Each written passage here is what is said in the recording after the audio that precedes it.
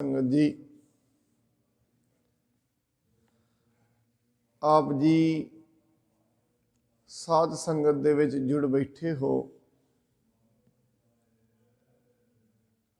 आपां कई दिनों तो इस चीज़ ते विचार कर रहे हैं,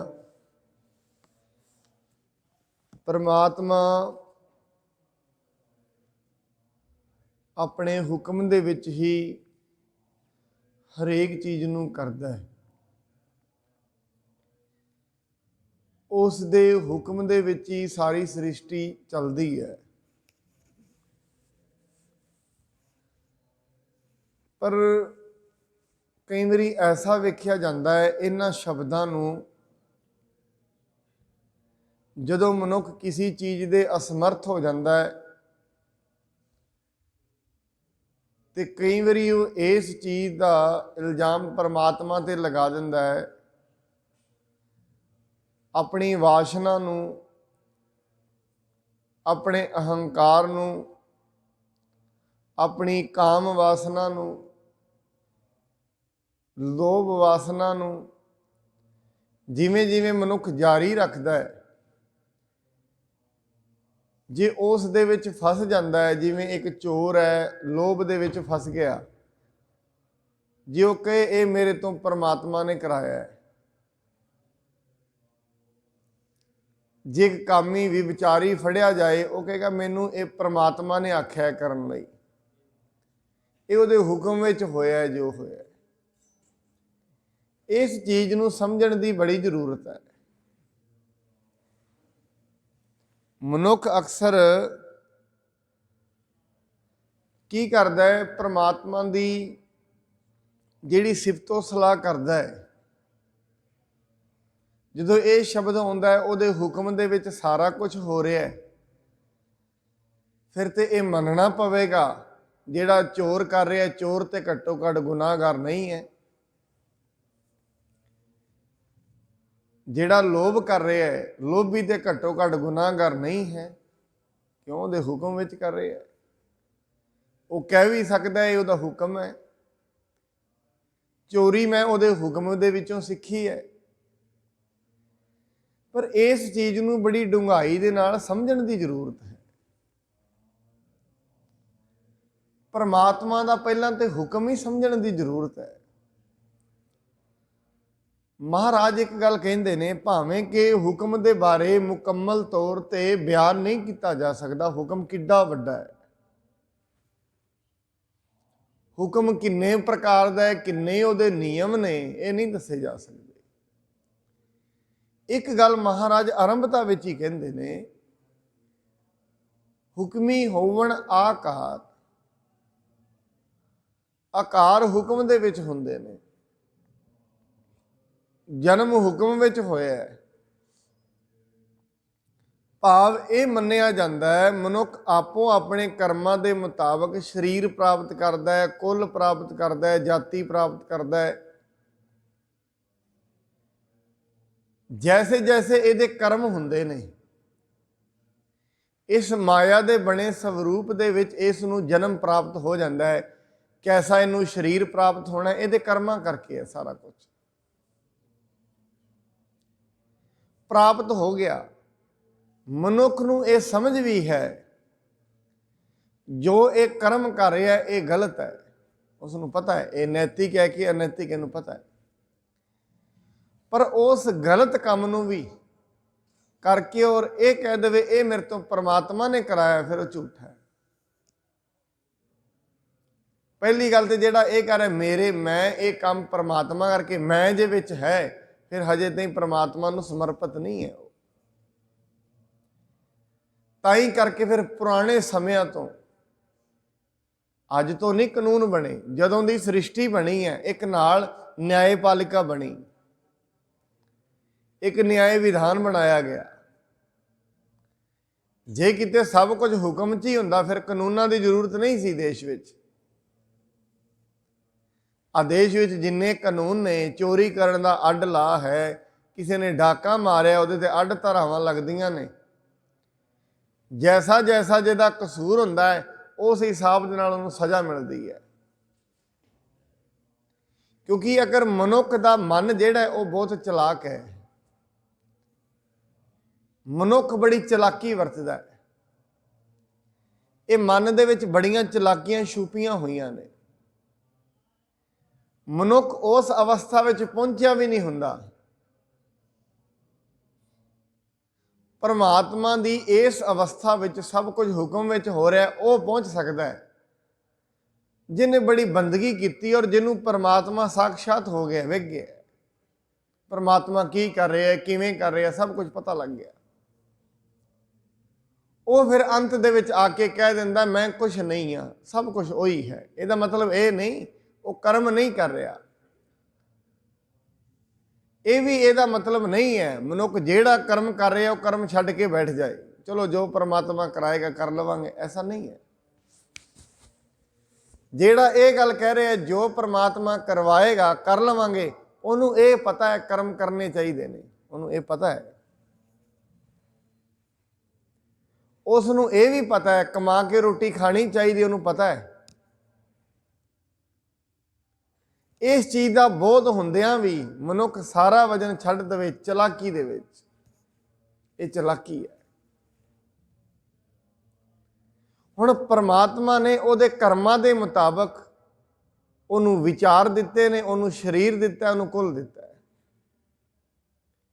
जिवें महाभारत दे विच युद्ध हुंदा है, दोवें साइडां 'च सेनावां खड़ियां ने, अर्जुन कहता मैं इन्हां दे उत्ते तीर क्यों चलावां, ये तो मेरे परिवार दे ने, अपने परिवार दियां नूं मैं किवें मार सकदा। नाल उहनूं उपदेश हुंदा है अर्जुन नूं, अगर ये परिवार दे ना हुंदे फिर तो तूं इन्हां दे गले वड्ड देने सी। असल च तूं दया करके उत्ते तीर नहीं चला रहा, तू मोह दे वस हो गए, अगे परिवार खड़ा है, तेनू परिवार नज़र आ रहा है अगे।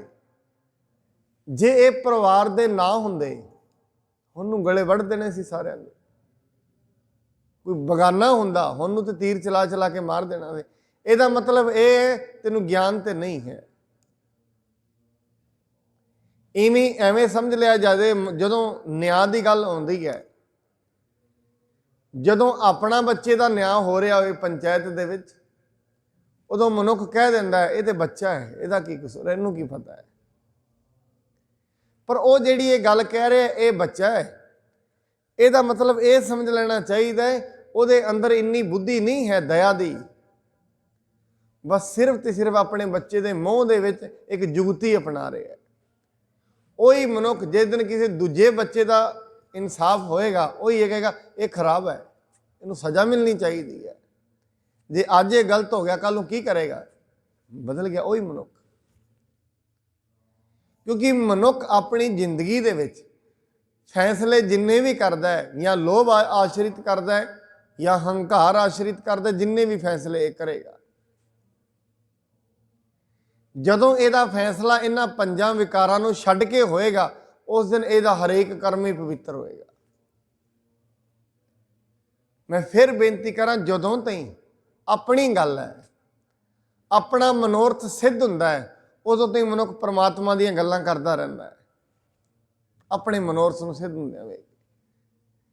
जिहड़ी चीज़ अपना मनोरथ सिद्ध नहीं हो रहा, अपने मनोरथ की गल नहीं है, उसनूं फिर परमात्मा ते सुट दिंदा है। इस करके दो तरीके दे मनुख ने, एक वो ने जिहड़े परमात्मा का नाम लैके, हुक्म का नाम लैके अपनी नाकामयाबी नूं छुपाउंदे ने, एक वो ने जिहड़े परमात्मा ताईं पहुँच गए ने, उन्हां नूं फिर सारी सृष्टि एक ही रूप नज़र आउंदी है। एक वो ने जिहड़ी अपने नाकामयाबी नूं छुपाउंदे ने, किहदा नाम लैके, परमात्मा का। मैं बड़ी बारी बेनती की है, जदों मनुख मेहनत करता है पेपरां दे विच, मेहनत कर रहा है या मेहनत ना करके आलस करता है, मेहनत नहीं करता, करद्या करद्या फेल हो जाता है, फिर एक कह दिंदा है चलो जो परमात्मा का हुक्म है। मेहनत आप नहीं की, आलस आप किया, कर्म आप माड़ा किया, तो यदा दोष किते परमात्मा, तो किड्डा चलाक मनुख है। ਕੀਤਾ ਆਪ ਕੁਝ ਸਹੀ ਨਹੀਂ। ਇਹ ਗੱਲ ਬਾਬਾ ਬੁੱਢਾ ਸਾਹਿਬ ਜੀ ਦੇ ਸਾਹਮਣੇ ਲੈ ਕੇ ਆਏ ਸਨ ਸਿੱਖ।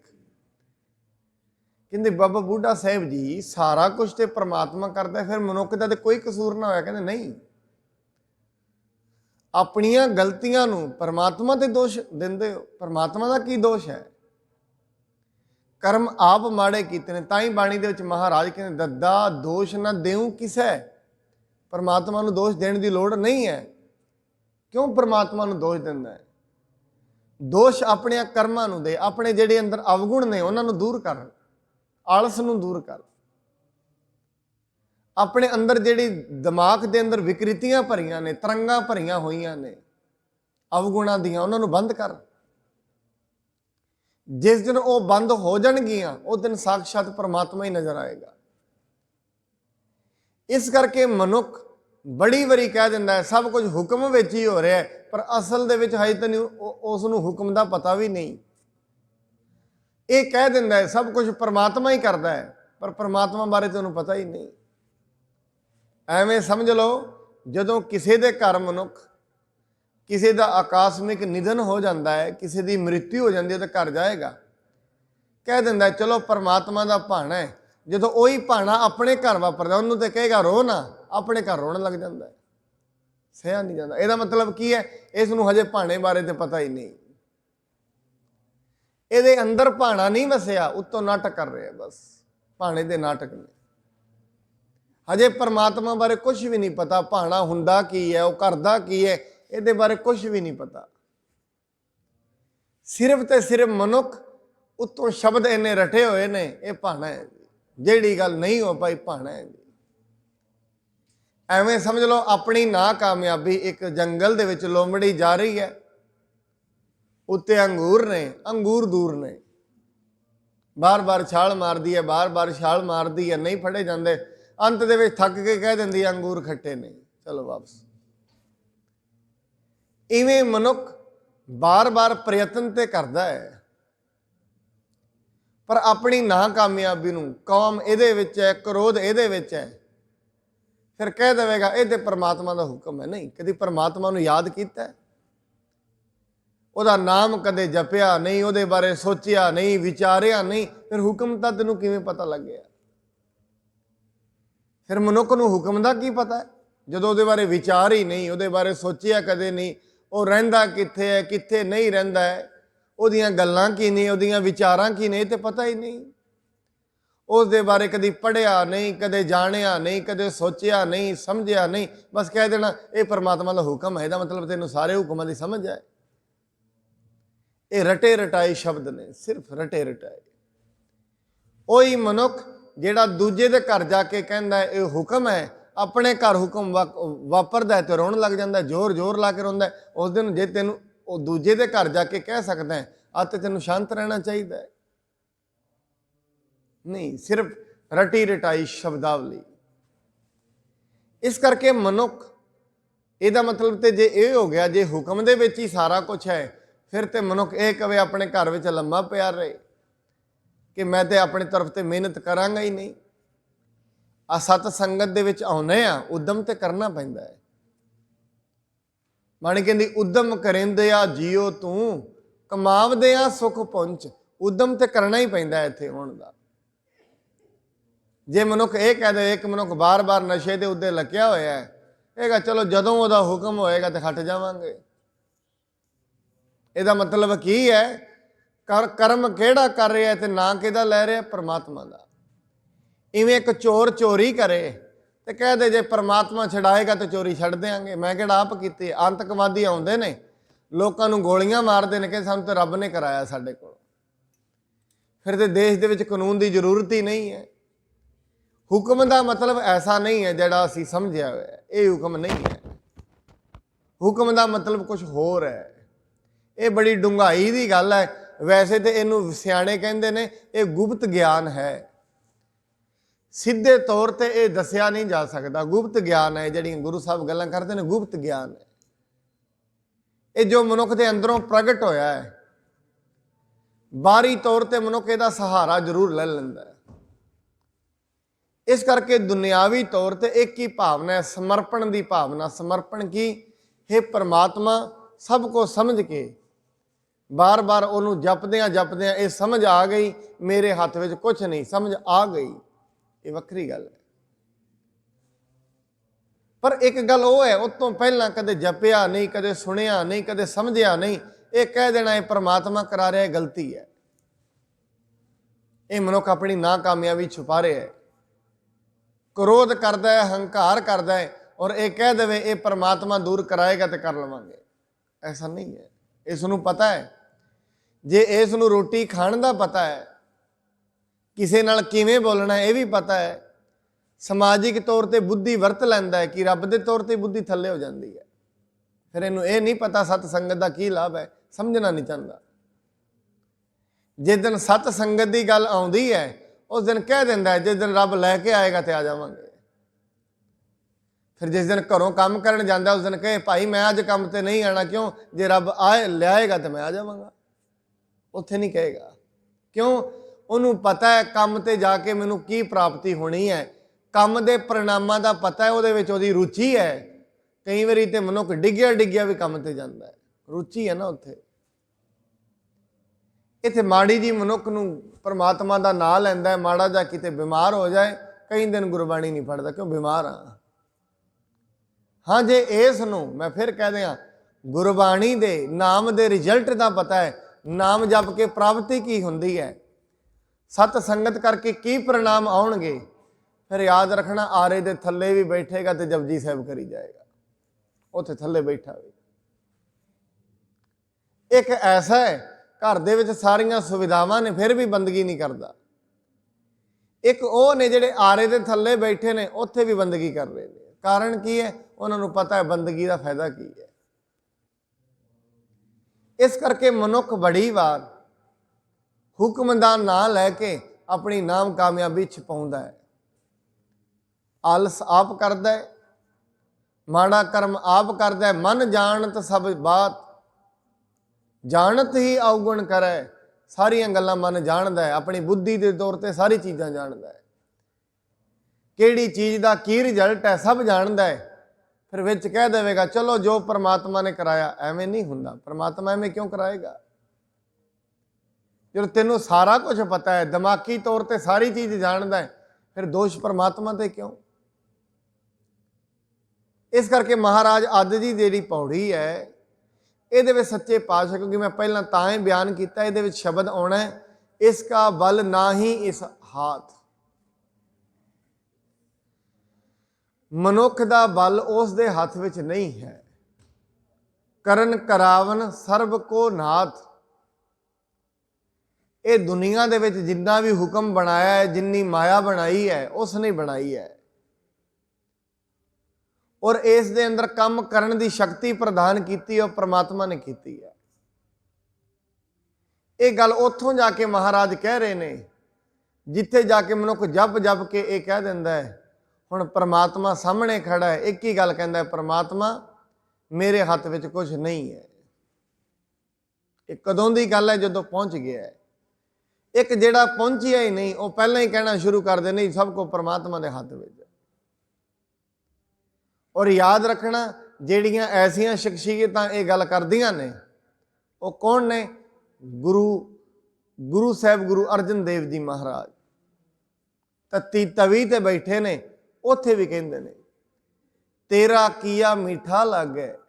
ਇਹਦਾ ਮਤਲਬ ਉਹ ਤਤੀ ਤਵੀ ਨੂੰ ਵੀ ਉਹਦੇ ਹੁਕਮ ਵਿੱਚ ਸਮਝ ਰਹੇ ਨੇ। ਤਤੀ ਤਵੀ ਤੇ ਬਹਿਣਾ ਵੀ ਉਸ ਦਾ ਹੁਕਮ ਹੈ।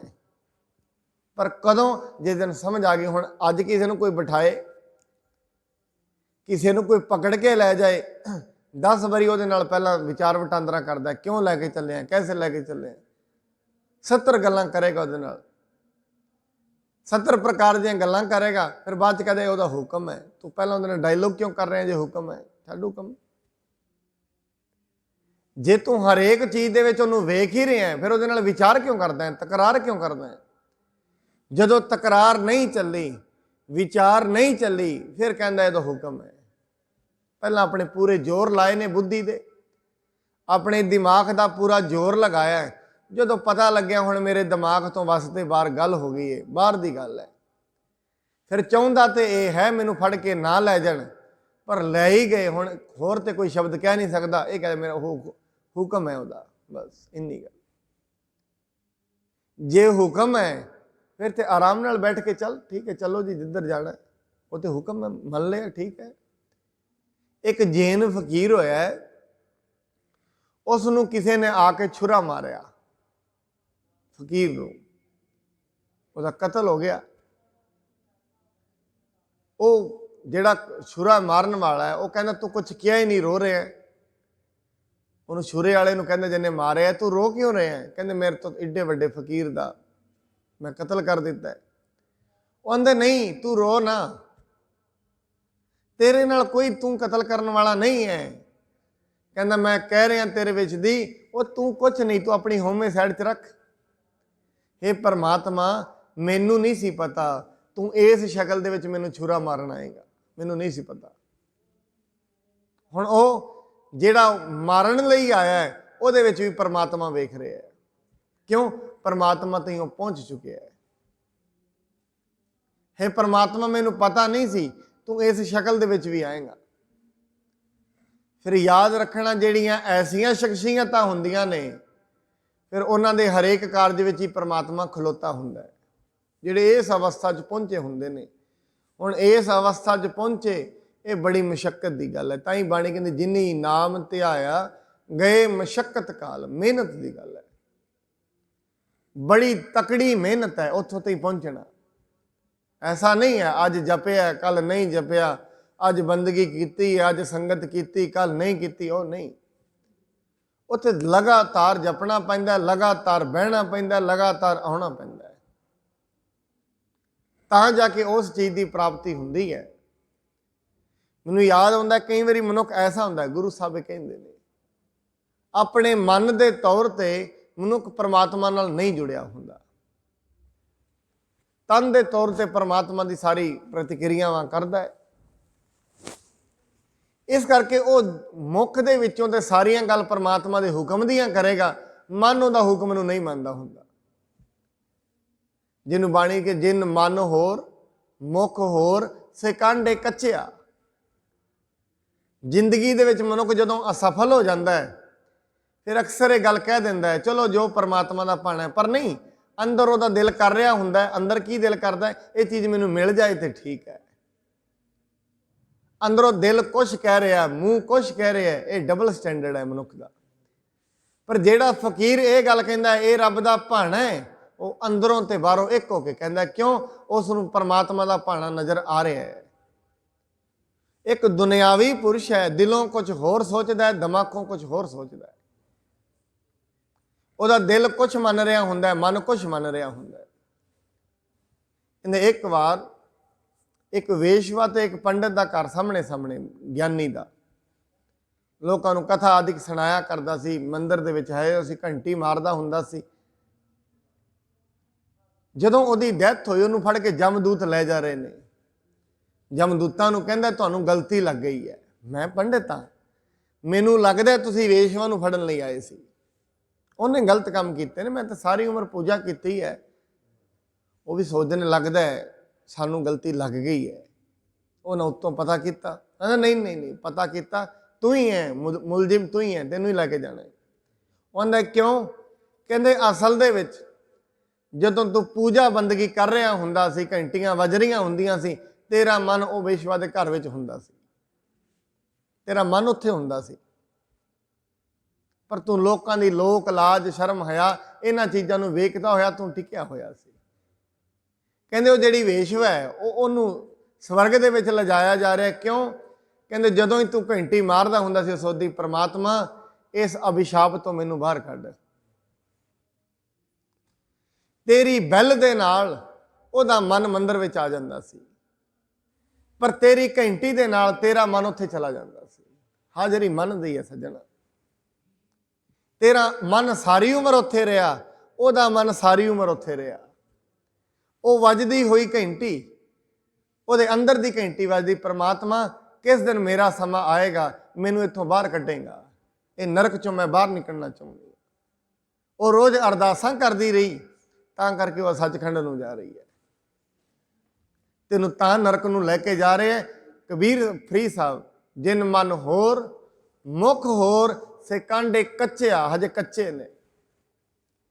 ਜੇ ਐਸੇ ਲੋਕ ਆਪਣੀ ਨਾਕਾਮਯਾਬੀ ਨੂੰ ਛੁਪਾਉਣ ਦੇ ਲਈ, ਮੈਂ ਕਈ ਵਾਰੀ ਕਹਿੰਦਾ ਮਨੁੱਖ ਜਦੋਂ ਪੇਪਰ ਦਿੰਦਾ, ਪੇਪਰ ਦਿੰਦਿਆਂ ਮਿਹਨਤ ਕੀਤੀ ਨਹੀਂ, ਪੇਪਰਾਂ ਵਿੱਚ ਫੇਲ ਹੋ ਗਿਆ, ਕਹਿੰਦੇ ਚਲੋ ਜੋ ਰੱਬ ਨੇ ਕੀਤਾ ਠੀਕ ਤਾਂ। ਹੁਣ ਰੱਬ ਪੇਪਰ ਦੇਣ ਥੋੜੀ ਨਾ ਆਇਆ, ਮਿਹਨਤ ਤੂੰ ਆਪ ਨਹੀਂ ਕੀਤੀ, ਅੰਦਰੋਂ ਤੇ ਤੂੰ ਚਾਹੁੰਦਾ ਮੈਂ ਪਾਸ ਹੋ ਜਾਵਾਂ। ਜਾਂ ਤੇ ਮਨ ਵਿੱਚੋਂ ਇਹ ਸੋਚਣਾ ਵੀ ਠੀਕ ਹੈ ਜੋ ਉਹਨੇ ਕਰ ਦਿੱਤਾ, ਮਨ ਦੇ ਵਿੱਚ ਕੁਝ ਹੋਰ ਹੈ, ਮੁੱਖ ਤੋਂ ਰੱਬ ਦਾ ਨਾਂ, ਐਸਾ ਨਹੀਂ। ਮੁੱਖ ਤੋਂ ਦਿਲੋਂ ਤੇ ਇਹ ਚਾਹੁੰਦਾ ਹੈ ਮੈਂ ਬੜੀ ਵੱਡੀ ਪਦਵੀ ਤੇ ਬੈਠ ਜਾਵਾਂ, ਜਦੋਂ ਨਹੀਂ ਪਹੁੰਚ ਪਾਇਆ ਉਸ ਦਿਨ ਕਹਿ ਦਿੰਦਾ ਇਹ ਰੱਬ ਦਾ ਭਾਣਾ ਹੈ। ਇਹ ਗਲਤੀ ਹੈ ਸਾਧ ਸੰਗਤ, ਇਹ ਭਾਣਾ ਨਹੀਂ ਹੈ। ਇਹ ਮਨੁੱਖ ਰੱਬ ਨੂੰ ਦੁਸ਼ਮਣ ਦੇ ਰਿਹਾ ਹੈ, ਰੱਬ ਦੇ ਨਾਂ ਦੀ ਦੁਰਵਰਤੋਂ ਕਰ ਰਿਹਾ, ਰੱਬ ਦੇ ਨਾਂ ਦੀ ਗਲਤ ਵਰਤੋਂ ਕਰ ਰਿਹਾ। ਰੱਬ ਦੇ ਭਾਣੇ ਦੀ ਗੱਲ ਉਹ ਕਰ ਸਕਦਾ ਹੈ ਜਿਹੜਾ ਪਹੁੰਚ ਗਿਆ ਹੈ। ਗੁਰੂ ਅਰਜਨ ਦੇਵ ਜੀ ਮਹਾਰਾਜ ਕਹਿੰਦੇ ਤੱਤੀ ਤਵੀ ਤੇ ਬਣ ਚਲੋ ਬਾਈ।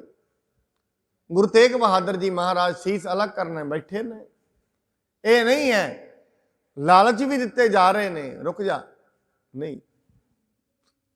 ਜੇ ਉਹਨਾਂ ਦੇ ਦਿਲ ਦੇ ਵਿੱਚ ਹੁਣ ਦਿਲ ਤੇ ਮਨ ਇੱਕ ਹੈ, ਲਾਲਚ ਵੀ ਨੇ, ਸਾਰਾ ਕੁਝ ਹੈ, ਡਰਾਬੇ ਵੀ ਨੇ, ਸੀਸ ਜੁਦਾ ਕਰ ਦਿੱਤਾ ਜਾਏਗਾ, ਨਹੀਂ।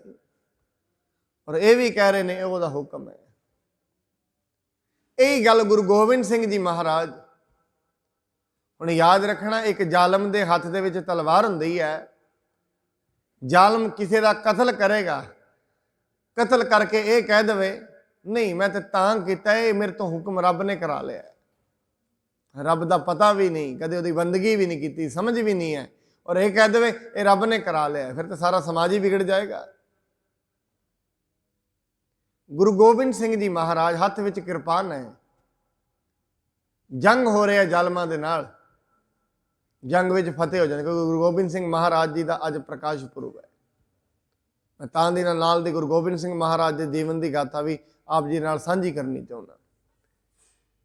ਗੁਰੂ ਗੋਬਿੰਦ ਸਿੰਘ ਜੀ ਮਹਾਰਾਜ, ਜੰਗ ਹੋਇਆ ਭਗਾਣੀ ਸਾਹਿਬ ਦਾ।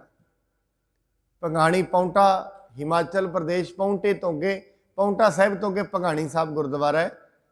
18-20 ਕਿਲੋਮੀਟਰ ਪਹਿਲਾ ਜੰਗ ਉੱਥੇ ਹੀ ਹੋਇਆ ਜਿੱਥੇ ਯੁੱਧ ਦਾ ਮੈਦਾਨ ਹੈ, ਉਹ ਉੱਥੇ ਜੰਗ ਹੋ ਰਿਹਾ। ਜੰਗ ਹੋ ਕੇ ਸਿੰਘ ਇਕੱਠੇ ਹੋ ਕੇ ਆਏ, ਕਹਿੰਦੇ ਮਹਾਰਾਜ ਜੰਗ ਦੇ ਵਿੱਚ ਤੁਹਾਡੀ ਜਿੱਤ ਹੋਈ ਹੈ। ਇਹ ਬੜੀ ਸਮਝਣ ਦੀ ਗੱਲ, ਹੱਥ ਵਿੱਚ ਕਿਰਪਾਨਾਂ ਨੇ, ਸਾਰੀ ਗੱਲ। ਕਹਿੰਦੇ ਮਹਾਰਾਜ ਤੁਹਾਡੀ ਜਿੱਤ ਹੋਈ ਹੈ। ਗੁਰੂ ਜੀ ਕਹਿੰਦੇ ਮੇਰੀ ਜਿੱਤ ਹੋਈ ਹੈ? ਕਹਿੰਦੇ ਹਾਂਜੀ। ਮਹਾਰਾਜ ਕਹਿੰਦੇ ਨਹੀਂ, ਤੁਸੀਂ ਗਲਤ ਤਰੀਕੇ ਵਿੱਚ ਹੋ।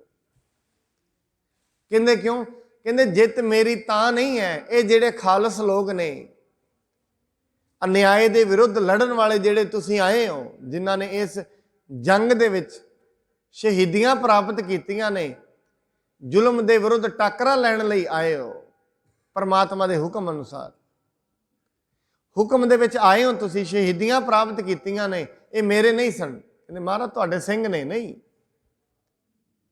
ਜਿਹੜਾ ਪਰਮਾਤਮਾ ਦੇ ਨਾਲ ਜੁੜ ਗਿਆ, ਅਨਿਆਏ ਦੇ ਵਿਰੁੱਧ ਖੜਾ ਹੋ ਗਿਆ, ਉਹ ਪਰਮਾਤਮਾ ਦਾ ਹੈ, ਉਹ ਖਾਲਸ ਹੈ, ਮੇਰਾ ਸਿੱਖ ਨਹੀਂ ਹੈ ਕੋਈ। ਮਾਰ ਕੇ ਨਹੀਂ, ਵਾਹਿਗੁਰੂ ਜੀ ਕਾ ਖਾਲਸਾ। ਇਹ ਜਿਹੜੇ ਤੁਸੀਂ ਸਾਰੇ ਹੋ, ਤੁਸੀਂ ਪਰਮਾਤਮਾ ਦੇ ਹੋ, ਵਾਹਿਗੁਰੂ ਪਰਮਾਤਮਾ ਦੇ। ਵਾਹਿਗੁਰੂ ਜੀ ਕਾ ਖਾਲਸਾ, ਵਾਹਿਗੁਰੂ ਜੀ ਕੀ ਫਤਿਹ। ਜਦੋਂ ਖਾਲਸਾ ਪਰਮਾਤਮਾ ਦਾ ਹੈ, ਫਿਰ ਫਤਿਹ ਵੀ ਪਰਮਾਤਮਾ ਦੀ, ਮੇਰੀ ਨਹੀਂ ਹੈ, ਮੇਰੀ ਜਿੱਤ ਨਹੀਂ ਹੈ। ਭਈ ਜੀਤ ਮੇਰੀ ਕਿਰਪਾ ਕਾਲ ਕੇਰੀ, ਇਹ ਮੇਰੀ ਜਿੱਤ ਨਹੀਂ ਹੈ, ਇਹ ਪਰਮਾਤਮਾ ਦੀ ਜਿੱਤ ਹੈ। ਕਿਉਂ? ਪਰਮਾਤਮਾ ਨੇ ਝੂਠ ਤੇ ਸੱਚ ਦੋ ਧਾਰਾਵਾਂ ਚੱਲਦੀਆਂ ਨੇ। ਸੱਚ ਹਮੇਸ਼ਾ ਜੀਵਿਤ ਰਹਿੰਦਾ ਹੈ ਤੇ ਸੱਚਾਈ ਵੱਲ ਪਰਮਾਤਮਾ ਖੜਾ ਹੁੰਦਾ ਹੈ। ਯਾਦ ਰੱਖਣਾ ਸਾਧ ਸੰਗਤ, ਇੱਕ ਨੀਤੀਵਾਨ ਪੁਰਸ਼ ਆਪਣੇ ਜਦੋਂ ਰਾਜ ਗੱਦੀ ਤੇ ਬੈਠਾ, ਉਹ ਆਪਣੇ ਨਾਲ ਦੀ ਨਾਲ ਜਿਹੜਾ ਮੰਤਰੀ ਸੀ ਉਹਨੂੰ ਕਹਿਣ ਲੱਗਿਆ ਮੈਨੂੰ ਕੋਈ ਉਪਦੇਸ਼ ਦੇ ਜਿਹਦੇ ਨਾਲ ਮੇਰੀ ਇਹ ਰਾਜ ਗੱਦੀ ਸਦਾ ਬਣੀ ਰਹੇ। ਕਹਿੰਦਾ ਇੱਕੋ ਹੀ ਉਪਦੇਸ਼ ਹੈ ਬਸ, ਜੇ ਇਹਨੂੰ ਜ਼ਿੰਦਗੀ ਵਿੱਚ ਕਮਾਉਂਦਾ ਰਹੇਗਾ ਇਹ ਗੱਦੀਆਂ ਕਦੇ ਜਾਣਗੀਆਂ ਨਹੀਂ। ਸਾਡੇ ਸਾਰਿਆਂ ਵਾਸਤੇ ਉਪਦੇਸ਼ ਹੈ, ਜੇ ਜ਼ਿੰਦਗੀ ਦੇ ਵਿੱਚ ਇਸ ਉਪਦੇਸ਼ ਨੂੰ ਫੜੀ ਰੱਖੇਗਾ ਕਦੇ ਜ਼ਿੰਦਗੀ ਦੇ ਵਿੱਚੋਂ ਬਰਕਤਾਂ ਜਾਣਗੀਆਂ ਨੇ। ਉਪਦੇਸ਼ ਕੀ ਹੈ? ਕਹਿੰਦਾ ਆਪਣੇ ਦੋਵਾਂ ਹੱਥਾਂ ਦੇ ਨਾਲ ਸੱਚ ਦਾ ਪੱਲਾ ਕਦੇ ਨਾ ਛੱਡੀ।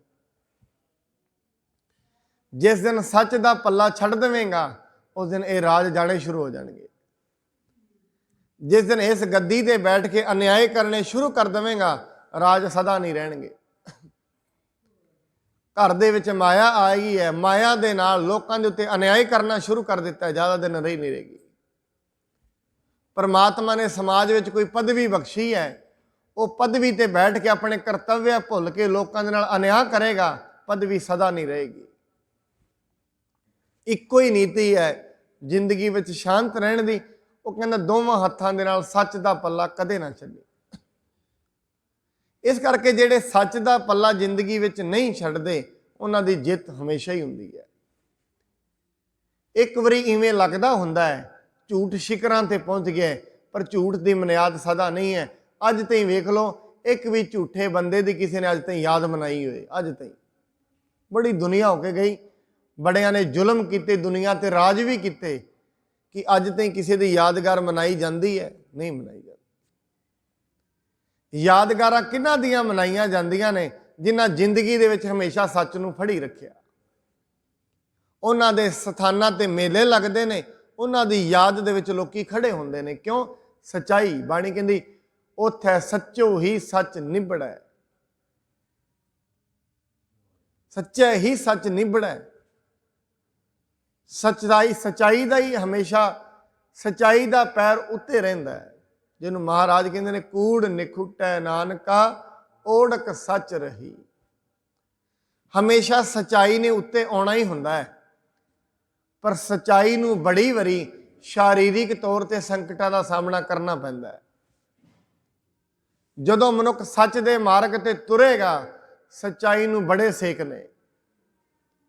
सच्चाई नूं हमेशा बड़ी वारी शारीरिक तौर ते बड़ियां यातनावां दा सामना करना पैंदा है, पर सच्चाई सदा जीवित रहिंदी है। एक समा सी गुरु गोबिंद सिंह महाराज जी दे 4 लाल 4 पुत्र, पिता ते माता। जालम उन्हां नूं शहीद करके ये सोचदा है शायद बड़ी वड्डी मैं गल कर लई है। जालम ये समझ रहा सी, एक झूठा मनुख ये समझ रहा सी शायद इन्हां नूं मैं मार दिता है, हुण मैं सदीवी दुनिया ते राज करांगा। अज्ञानी है, हंकारी ऐसा ही हुंदा है। हंकारी मनुख सारियां मर्यादावां भुल जांदा है, सारियां मर्यादावां तोड़ दिंदा है। हर हंकारी मनुख दे अगे कोई मां नहीं, कोई बाप नहीं, कोई कर्तव्य नहीं। ना लोभी वास्ते कोई कर्तव्य, ना हंकारी वास्ते। एक वारी ते शहीद कर लिया, पर याद रखना साध संगत, जिथे जिथे वो शहीद होए ने अज उत्थे शहीद गंज पक्कियां चमकौर दियां गढ़ियां खड़ियां ने, अज भी खड़ियां। औड़क सच रही, सच्चाई अज भी है। जिन्हां ने शहीद किया उन्हां दा नाम कोई नहीं लैंदा। जिन्हां ने छुरे चलाए ने उन्हां नूं कोई याद नहीं करदा कौन उन्हां दी पीढ़ी विच होया, अगे उन्हां दी पीढ़ी चली भी कि नहीं चली, किसी नूं नहीं पता। पर जिन्हां ने वीर गत्तियां जेड़े सच्चाई दी हामी भरी, अज तई लोक उन्हां दे नां ते जयकारे लाउंदे ने। अज तई उन्हां दे नां ते आपां वेख रहे हैं लगातार प्रभात फेरियां लोकियां हर थां ते कड्डियां जांदियां ने। हरेक बरादरी दे, हरेक कौम दे, हरेक धर्म दे लोग उन्हां नूं नमन करदे ने, जिन्हां सच्चाई दे पिछे अपना आप वारे है। गुरु गोबिंद सिंह जी महाराज असल दे विच उन्हां इक्को ही विधान सी, क्योंकि बड़ी वारी ये सोचिया जाता है गुरु गोबिंद सिंह महाराज जी के हत्थ दे विच किरपान है तो क्यों है? क्योंकि संत के हत्थ दे विच किरपान नहीं चाहिए। ये मैं थोड़ी जी गल आप जी सामने जरूर रखनी चाहांगा। ये किरपान अज तो नहीं है, जिन्ने देवते होए ने सारियां दे हत्थां दे विच किरपानां ने। श्री रामचंद्र जी ने हत्थ दे विच तीर है, कृष्ण जी ने हत्थ दे विच चक्कर है, जिन्ने देवी जिन्नियां मातावां ने किसी दे हत्थ त्रिशूल है, सारियां दे हत्थां दे विच किरपानां ने। उन्हां नूं पता है शांति कदे भी बिना हथियारां तो नहीं आउंदी। शब्दां दी भाषा मनुख समझदे ने, पशुआं नूं शब्दां दी भाषा समझ नहीं आउंदी। जेड़े मनुख पशु बिरती दे हो जांदे ने वो फिर शब्दां दी भाषा नहीं समझदे हुंदे।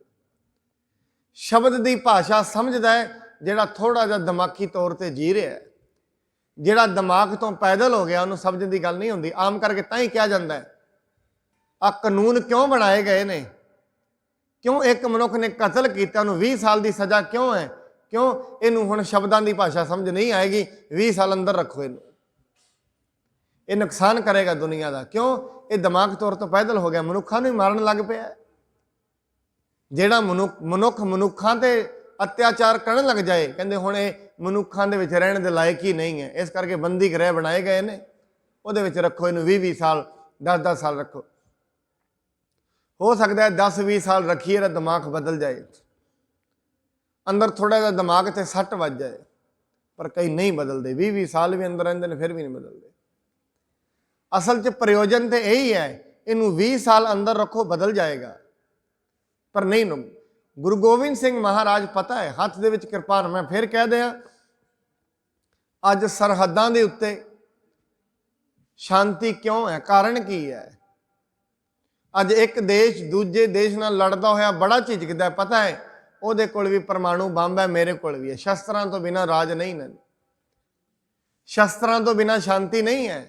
ਉਹਨੂੰ ਪਤਾ ਹੈ ਉਹਦੇ ਕੋਲ ਵੀ ਪਰਮਾਣੂ ਹੈ, ਮੇਰੇ ਕੋਲ ਵੀ ਹੈ, ਮੈਂ ਉਹਨੂੰ ਮਾਰਾਂਗਾ ਉਹ ਮੈਨੂੰ ਮਾਰੇਗਾ, ਦੋਵੇਂ ਖਤਮ ਹੋ ਜਾਵਾਂਗੇ, ਤਾਂ ਸ਼ਾਂਤੀ ਹੈ। ਇੱਕ ਦੇ ਕੋਲ ਹੋਏ ਦੂਜੇ ਕੋਲ ਨਾ ਹੋਏ, ਧੱਕੇ ਨਾਲ ਉਹਦਾ ਰਾਜ ਖੋਹ ਲੈਣਗੇ, ਧੱਕੇ ਨਾਲ ਰਾਜ ਖੋਹ ਲਏ ਜਾਂਦੇ ਨੇ, ਖੋਏ ਗਏ ਨੇ। ਪਹਿਲਾਂ ਜਿੰਨੇ ਰਾਜ ਚੱਲਦੇ ਰਹੇ ਨੇ ਬਾਹੂਬਲ ਤੇ ਸਾਦੇ।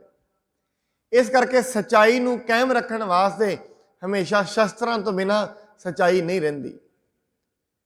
ਅੱਜ ਦੇਸ਼ਾਵਾਂ ਦੇ ਵਿੱਚ ਸੰਧੀਆਂ ਨੇ, ਸ਼ਾਂਤੀ ਹੈ ਸ਼ਸਤਰਾਂ ਕਰਕੇ ਹੈ। ਪਰ ਯਾਦ ਰੱਖਣਾ, ਇੱਕ ਸੰਤ ਦੇ ਹੱਥ ਵਿੱਚ ਫੜੇ ਹੋਏ ਸ਼ਸਤਰ ਦੁਨੀਆ ਦਾ ਭਲਾ ਕਰਦੇ ਨੇ, ਪਰ ਇੱਕ ਬਦਮਾਸ਼ ਦੇ ਹੱਥ ਦੇ ਵਿੱਚ ਵੀ ਕਿਰਪਾਨ ਹੁੰਦੀ ਹੈ, ਉਹ ਦੁਨੀਆ ਦਾ ਨੁਕਸਾਨ ਕਰਦੀ ਹੈ। ਪਰ ਸੰਤ ਬਣਨ ਤੋਂ, ਸਿਪਾਹੀ ਬਣਨ ਤੋਂ ਪਹਿਲਾਂ ਸੰਤ ਬਣਨਾ ਜ਼ਰੂਰੀ ਹੈ। ਜਿਹੜਾ ਸੰਤ ਹੀ ਨਹੀਂ ਬਣਿਆ, ਸਿੱਧਾ ਸਿਪਾਹੀ ਬਣ ਗਿਆ, ਸਿਪਾਹੀ ਨਹੀਂ ਵੇਖਦਾ ਅੱਗੇ ਨੈਤਿਕਤਾ ਹੋ ਰਹੀ ਹੈ ਕਿ ਨੈਤਿਕਤਾ ਹੋ ਰਹੀ ਹੈ। ਸਿਪਾਹੀ ਦੇ ਦਿਲ ਦੇ ਵਿੱਚ ਤਰਸ ਨਹੀਂ ਹੈ। ਸਿਪਾਹੀ ਨੇ ਤੇ ਅੱਗੇ ਵੇਖਣਾ, ਬੰਦੂਕ ਮਾਰਨੀ ਹੈ, ਗੋਲੀ ਮਾਰ ਦੇਣੀ ਹੈ, ਉਤੋਂ ਹੁਕਮ ਆਉਣਾ ਹੈ। ਅੱਜ ਅਸੀਂ ਵੇਖਦੇ ਹਾਂ ਕੋਈ 4 ਬੰਦੇ ਆਪਣਾ ਪ੍ਰੋਟੈਸਟ ਕਰ ਰਹੇ ਨੇ, ਸਿਪਾਹੀ ਇਹ ਥੋੜੀ ਨਾ ਵੇਖ ਰਹੇ ਲੋਕ ਨੇ ਇਹ ਸੱਚਾਈ ਹੈ ਕਿ ਝੂਠ ਹੈ, ਨਹੀਂ, ਉਹ ਨਹੀਂ ਵੇਂਦਾ, ਉਹ ਤਾਂ ਸਿੱਧੀ ਗੋਲੀ ਮਾਰਦਾ ਹੈ। ਕਾਰਨ ਕੀ? ਹੁਕਮ ਦਾ ਵੱਜਾ ਹੋਇਆ। ਸਿਪਾਹੀ ਕੋਲ ਸੋਚਣ ਸਮਝਣ ਵਾਲੀ ਦਿਮਾਗ ਨਹੀਂ ਹੈ।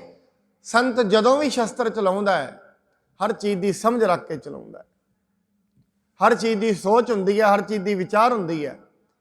ਗੁਰੂ ਗੋਬਿੰਦ ਸਿੰਘ ਮਹਾਰਾਜ ਕਹਿੰਦੇ ਨੇ ਪਹਿਲੀਆਂ 5 ਪਾਤਸ਼ਾਹੀਆਂ ਨੇ ਕੋਈ ਸ਼ਸਤਰ ਨਹੀਂ ਹੈ, ਪਰ ਲਾਸਟ ਦੀਆਂ 5 ਪਾਤਸ਼ਾਹੀਆਂ ਨੇ ਸ਼ਸਤਰ ਸਾਰਿਆਂ ਕੋਲ ਨੇ। ਕਾਰਨ ਕੀ ਹੈ? ਕਿਉਂਕਿ ਸਾਧ ਸੰਗਤ ਪਹਿਲਾਂ ਸੰਤ ਨੇ 5 ਪਾਤਸ਼ਾਹੀਆਂ, ਪਹਿਲਾਂ ਦੱਸਿਆ ਸੰਤ ਬਣ ਕੇ ਕੀ ਹੋ ਸਕਦਾ ਹੈ, ਪਰ ਜਦੋਂ ਵੇਖ ਲਿਆ ਜ਼ਾਲਮ ਐਵੇਂ ਨਹੀਂ ਮੰਨਦਾ। ਹੁਣ ਇਹ ਜ਼ਾਲਮ ਹੋ ਚੁੱਕੇ ਨੇ, ਗੱਲਾਂ ਬਾਤਾਂ ਦੀ ਭਾਸ਼ਾ ਇਹ ਨਹੀਂ ਸਮਝਦੇ। ਫਿਰ ਗੁਰਬਾਣੀ ਕਹਿੰਦੀ ਮੂਰਖ ਗੰਢ ਪਵੈ ਮੋਹਿ ਮਾਰ। ਮੂਰਖ ਮਨੁੱਖ ਦੇ ਗੰਢ ਪੈਂਦੀ ਜਦੋਂ ਉਹਦੇ ਮੂੰਹ ਤੇ 2 ਵੱਜਦੀਆਂ ਨੇ, ਉਵੇਂ ਨਹੀਂ ਪੈਂਦੀ। ਇਸ ਕਰਕੇ ਮਹਾਰਾਜ ਕਹਿੰਦੇ ਨੇ ਜਿਹੜਾ ਮਨੁੱਖ ਘਰ ਤੇ ਹੀ ਚੜ੍ਹ ਕੇ ਆ ਗਿਆ, ਜਿਹੜਾ ਇੰਨਾ ਵੱਧ ਗਿਆ, ਪਹਿਲਾਂ ਤਾਂ ਕਿਤੇ ਗੱਲਬਾਤ ਬਾਜ਼ਾਰ ਦੇ ਵਿੱਚ ਕਰ ਲੈਣੀ, ਗਲੀ ਵਿੱਚ ਕਰ ਲੈਣੀ, ਜਿਹੜਾ ਮਨੁੱਖ ਘਰ ਤੇ ਹੀ ਚੜ੍ਹ ਕੇ ਆ ਗਿਆ, ਇਹਦਾ ਮਤਲਬ ਇਹ ਇਹਦੇ ਅੰਦਰੋਂ ਤਰਸ ਤੇ ਖਤਮ ਹੋ ਗਿਆ, ਉਹਦੇ ਬੱਚੇ ਮਾਰਨ ਆ ਗਿਆ। ਬੰਦੂਕ ਲੈ ਕੇ ਕਿਤੇ ਘਰ ਤੇ ਹੀ ਚੜ੍ਹ ਕੇ ਆ ਗਿਆ, ਦਾ ਮਤਲਬ ਇਹ ਹੁਣ ਮਨੁੱਖ ਤੇ ਨਹੀਂ ਰਿਹਾ। ਐਸੇ ਕੰਮ ਤੇ ਸ਼ੇਰ ਬਾਜ਼ਾਰ ਕਰਦੇ ਹੁੰਦੇ ਨੇ, ਐਸੇ ਕੰਮ ਤੇ ਜੰਗਲ ਵਿੱਚ ਚੜ੍ਹਦੇ ਨੇ। ਸ਼ੇਰ ਜਾਂਦਾ ਕਿਸੇ ਦੇ ਘਰ ਤੇ ਹਮਲਾ ਕਰ ਦਿੰਦਾ, ਉਹਦੇ ਬੱਚੇ ਵੀ ਖਾ ਜਾਂਦਾ, ਉਹਨੂੰ ਵੀ ਖਾ ਜਾਂਦਾ। ਐਸੇ ਕੰਮ ਤੇ ਪਸ਼ੂ ਕਰਦੇ ਹੁੰਦੇ ਨੇ। ਪਰ ਜੇ ਮਨੁੱਖ ਪਸ਼ੂ ਹੋ ਜਾਏ, ਫਿਰ ਗੁਰੂ ਗੋਬਿੰਦ ਸਿੰਘ ਮਹਾਰਾਜ ਜਫਰਨਾਮੇ ਵਿੱਚ ਲਿਖਦੇ ਨੇ, ਚੂੰਕਾਰ ਅਜਾ ਹਮ ਹੀਲ ਤੇ ਦਰਗੁਦਸਤ, ਹਲਾਲ ਅਸਤ ਬੁਰਦਨ ਬ ਸ਼ਮਸ਼ੀਰ ਦਸਤ। ਜਦੋਂ ਸਾਰੇ ਹੀਲੇ ਵਸੀਲੇ ਖਤਮ ਹੋ ਜਾਣ, ਫਿਰ ਮਨੁੱਖ ਨੂੰ ਹੱਥ ਦੇ ਵਿੱਚ ਕਿਰਪਾਨ ਫੜ ਲੈਣੀ ਚਾਹੀਦੀ ਹੈ। ਇੱਕ ਸਮਾਂ ਸੀ ਸਾਡੇ ਦੇਸ਼ 12ਵੀਂ ਸਦੀ ਦੇ ਵਿੱਚ, ਜਦੋਂ ਬੜੀ ਜ਼ਿਆਦਾ ਕਤਲੋ ਗਾਰਤ ਚੱਲੀ। ਇੱਕ ਲੋਕ ਦੂਜੇ ਲੋਕ ਨੂੰ ਵੇਖ ਕੇ ਰਾਜੀ ਨਹੀਂ ਸਨ। ਉਸ ਸਮੇਂ ਮਹਾਤਮਾ ਬੁੱਧ ਆਏ, ਉਹਨਾਂ ਸਾਰੇ ਲੋਕਾਂ ਨੂੰ ਸ਼ਸਤਰ ਲਵਾ ਦਿੱਤੇ, ਠੰਡਾ ਕਰ ਦਿੱਤਾ। ਸਾਰੀ ਦੁਨੀਆ ਨੇ ਸ਼ਸਤਰ ਰੱਖ ਦਿੱਤੇ। ਇੱਥੋਂ ਤੇ ਦੇਸ਼ ਦਾ ਰਾਜਾ ਅਸ਼ੋਕ, ਸਾਰਾ ਚੱਕਰਵਰਤੀ ਰਾਜਾ, ਉਹਨੇ ਵੀ ਸ਼ਸਤਰ ਰੱਖ ਦਿੱਤੇ। ਕਿਉਂ? ਸ਼ਸਤਰਾਂ ਦੀ ਲੋੜ ਨਹੀਂ, ਚਾਰੇ ਬੰਨੇ ਖੂਨ ਖਰਾਬਾ ਹੁੰਦਾ, ਸ਼ਾਂਤੀ ਚਾਹੀਦੀ ਹੈ। ऐसे ही अशोक ने शस्त्र रखे, हिंदुस्तान का यह भारत का भविख ही काला हो गया। एक गजवनी तो महमूद गजवनी नां का 500 चोर लैके अपने नाल तुरिया, अफगानिस्तान तो सारे देश नूं उन्हें कब्जे विच कर लिया। 500 बंदियां ने इड्डे वड्डे भारत नूं 500 मनुखा ने आके कब्जे विच कर लिया 12वीं सदी च। क्यों? क्योंकि इत्थों दे लोग इस भुल चुके सन शस्त्र भी कोई चीज़ है। कदी ऐसा टाइम सी शस्त्रां नाल ही सारा कुछ होया, पर जदों सारा कुछ खत्म हो गया फिर शस्त्रां वास्ते क्या गया। फिर जिहड़ी राजे अशोक ने तलवार सुट्टी सी, वो तलवार फिर गुरु गोबिंद सिंह महाराज ने दोबारा हथ में फड़ाई, फड़ो किरपाना। महाराज नूं कहंदे ने सच्चे पातशाह से दुकानां चलाउने आ, असीं ते दुकानां ते काम करदे आ, असीं किवें किरपाना फड़ांगे। कहंदे हम तो तोलन जाने तकड़ी, नंगी करद कबू नहीं पकड़ी। चिड़ी उड़े हम डर जाए, दुश्मन से कैसे लड़ पाए। महाराज नूं कहंदे ने सच्चे पातशाह असीं ते इन्ने बुझदिल हो चुके हैं, चिड़ी उड़दी है ते असीं डर जाने आ। महाराज कहते डरो ना, चिड़ियों से मैं बाज तड़ाऊं, तब है गोबिंद सिंह नाम कहूं। हुण वेखो ये चिड़ियां जिन्होंने ये मुगल ये समझते ने, जालम ये समझदा है लोग की करनगे, इन्हां चिड़ियां नूं मैं बाज बना देंगा। ये चिड़ियां वेखदियां बाजां नूं थल्ले सुट देणगियां। साध संगत ये शब्द महाराज ने अंबाले की धरती ते कहे ने। इत्थे गुरुद्वारा है बादशाही बाग अंबाले दे कोल। इत्थे पहली झपट गुरु गोबिंद सिंह महाराज के बाज की हुई है। उधर मुगलों का बाज, हुकूमत का बाज, इधर गुरु गोबिंद सिंह का बाज। महाराज के बाज ने दूजे बाज नूं ढा लिया। हुकूमत कहती है की है, महाराज कहते जो तुसीं अपनी प्रजा नूं, राजा अपनी प्रजा ते बिना गल तो टैक्स लाना शुरू कर दे, फिर प्रजा खिलाफ हो जाती हुंदी है। साध संगत इस करके कहते ने राजा नूं ये चाहिए अपने प्रजा ते वेख के टैक्स लावे। राजा नूं ये चाहिए अपनी प्रजा नूं वेख के डील करे, ऐसा ना होए प्रजा विरोध दे विच खलो जाए। जदों ही प्रजा विरोध दे विच खलोंदी है, राजियां दे राज हिल जाते हैं। प्रजा वैसे ही विरोध विच सी। गुरु गोबिंद सिंह महाराज ने सारे कहा शमशीरां फड़ो। सारियां दे हत्थां विच शमशीरां आईयां। उही राज जिहड़े पता लग गया राजियां नूं हुण ये लोग दबण वाले नहीं हैं, तां करके लोगों ने इत्थों दे लोगों ने गुलामी हत्थां चों कड्ढी। उस नूं ही वेखदिआं 1857 की क्रांति हुई। लोकां बंदूकां फड़ियां, अंग्रेज़ां दे खिलाफ लड़े। इस करके साध संगत गुरु गोबिंद सिंह महाराज इवें है जिवें बाहरों असीं समुंदर वेखदे हां। बाहरों समुंदर दे विच बड़ियां लहरां ने, पर अंदर समुंदर बड़ा शांत है। गुरु गोबिंद सिंह महाराज बाहरों लगता है इन्हें कृपान फड़ी हुई है, इन्हां ने एवं लगता है पता नहीं बड़े गुस्से वाले होणगे। ऐसा नहीं है। महाराज तो किड्डी वड्डी गल कहंदे ने, साच कहूं सुन लेहो सबै, जिन प्रेम कियो तिन ही प्रभ पायो। बड़ी प्रेम की मूरत गुरु गोबिंद सिंह महाराज, बड़ी उदारता की मूरत ने। पर साध संगत एक संत दे वास्ते ये मजबूरी बन जाती है, जदों कोई माला जपदे नूं माला जपण ही ना दे, फिर संत नूं चाहिए किरपान फड़ के दुश्मन का संघार कर दे, नहीं धर्म खतरे में आ जाता है। जदों धर्म ही खतरे में चल गया फिर धरती चलेगी किवें, क्योंकि धरती चलती धर्म नाल है। जदों जालम लोगों के घरां चों धीआं भैणां नूं कढण लग जाण, बिना गल तो नजायज़ टैक्स लाउण, बिना गल तो फड़ के किसी का धर्म भ्रिष्ट करन, जनेऊ लाउण, फिर उत्थे की करेगा मनुख। फिर अंतला हथियार गुरु गोबिंद सिंह जी महाराज शस्त्र है। फिर मनुख नूं शस्त्र चुक लेना चाहिए है। इस करके गुरु गोबिंद सिंह जी महाराज वो उधार की मूरत जिन्हां बारे कहा जाता है, वह प्रगटियो मर्द अगमड़ा वरियाम अकेला, वाहो वाहो गोबिंद सिंह आपे गुर चेला। साध संगत गुरु भी ने ते चेले भी ने, ऐसा दुनिया ते कदी नहीं होया। पहला 5 प्यारिਆਂ ਨੂੰ अमृत छकाया है, उस तो बाद उन्होंने सामने खलो गए ने मैनू भी छकाओ। पहला गुरु ने फिर चेले बन गए, मैनू भी छकाओ, मैं भी छकना चाहता। यदा मतलब महाराज आपे गुरु ने चेले भी ने, दोवें चीज़ां ने। कहते नहीं मैं गुरु नहीं मैं चेला भी हाँ। ताई क्या गया भाई गुरदास जी दूजे ने लिखे वह प्रगट्यो मर्द अगंबड़ा वरियाम अकेला, वाहो वाहो गोबिंद सिंह आपे गुर चेला। गुरु गोबिंद सिंह जी महाराज बड़े उदारता की मूरत। अंत दे विच मैं एक उन्हां दे बारे जिहड़ी मैनूं लगदा है ये गल आप जी दी संगत दे विच कहनी ठीक बनती है। गुरु गोबिंद सिंह महाराज के दरबार में वो किड्डे उदार चित सन महाराज। हरिचंद दी वार किसी ने रागी ने स्टेज के उत्तों पढ़ी। पढ़न तो बाद सिख कहते ने महाराज ये स्टेज के उत्तों दूजी गल कर दी है। महाराज साहब जी कहते हैं भाई सिखो। महाराज को शिकायत गई। गुरु जी कहते भाई सिखो गल सुनो, जिहड़ी उन्हां वार गाई उहदे विच कोई माड़ा तो नहीं ना कहा? कहते नहीं, चंगे कहा। कहते फिर चंगे गुण तुसीं लै लो, माड़े छड्ड दवो। सिख दा काम है चंगियाई फड़नी, बुराई नहीं फड़नी। तुसीं चंगियाई फड़ लो, जिहड़ी चंगी गल उन्हां दसी है उन्होंने पकड़ना करो, माड़ी छड्ड दवो। क्यों माड़ी का बोझ अपने सिर ते लैके घूमदे हो? इस करके गुरु गोबिंद सिंह जी महाराज बड़े उदार चित सन। सिर्फ उन्हां दी किरपा नूं वेख के ये एस्टीमेट ना लगाया जाए, ये अधूरा एस्टीमेट होएगा। जंग करना उन्हां दा शौक सी नहीं, मजबूरी बन जाती है संत दी। किसी नूं मारना, किसी दी धौण नूं वढना, ये कोई संत दा हिरदा बड़ा कोमल हुंदा है। पर उन्होंने पता है जदों साध संगत शरीर के उत्ते किसी एक हाथ दे विच फोड़ा हो जाए ना, तो डॉक्टर कह देंगे ने जे इनू ना वड्डिया गया ये सारे शरीर नूं खराब कर देगा। वो कहते इहदा ऑपरेशन करना पएगा, ये उंगल वड्डनी पएगी। जे ये उंगल ना वड्डी गई जहर सारे शरीर च आ जाना है। फिर सियाणे कहते हैं वो उंगल वड्ड देनी चाहिए। इस करके जेड़ा मनुख दुनिया के उत्ते अति चुक देंदा है, बिल्कुल अति ते आ जाता है, फिर सियाणे कहते हैं उन्होंने समाज विचों बहिष्कार कर देना चाहिए, उन्होंने वड्ड देना चाहिए। जे एक दे जाण दे नाल 100 मनुख घरां दे विच सुख नाल जींदे ने, फिर ऐसा काम ठीक है। इस करके गुरु गोबिंद सिंह महाराज समझते हैं इन्हां जालमां दे जाण दे नाल जे शांति आउंदी है तो फिर ठीक है, इन्हां जालमां दे सिर वड्डे जाने चाहिए ने। और ये नहीं महाराज ने जदों वेख्या कोई जालम ही नहीं, सिखां दे अकीदे थल्ले आए, गुरु गोबिंद सिंह महाराज ने सिखां नूं फड़ के कड़ाहियां विच सड़ दिता।